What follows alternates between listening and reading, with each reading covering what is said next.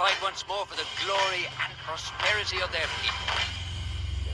This particular village was home to two young Vikings, Vasker and Oddmar, destined for greatness by decree of the gods themselves.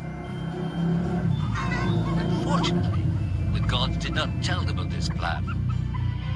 Just as he had countless times before, Oddmar farewelled his parents. They always returned to him. This time was different.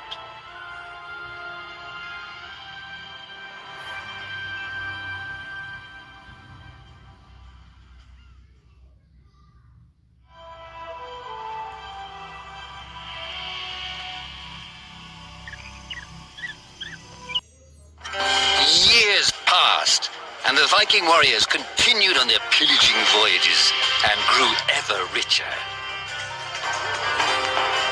The Viking chief was proud of his people, but he was greedy, single-minded.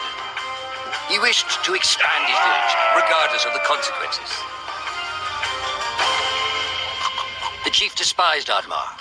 He'd never fought for his village and survived off their scraps. But the chief would tolerate this behavior no longer. Oddmar would have to single-handedly loot the forest, burn it to the ground, so their village may prosper.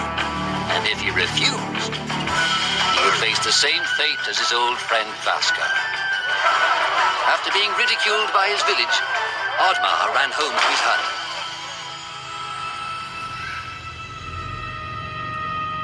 Oddmar felt hurt and lost. He loved his people, but he couldn't be what they wanted him to be. Perhaps he thought he wasn't a true Viking. Maybe some sleep would do him good. Oddmar couldn't believe his eyes. At his side was his long-lost friend Vasker. And in front of them stood the hallowed gates of Valhalla. "Wait!"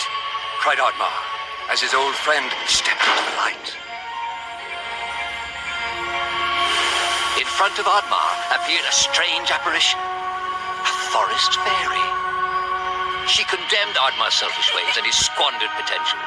He had let down those closest to him. He did not deserve a place in Valhalla. But she offered him a deal, a great power.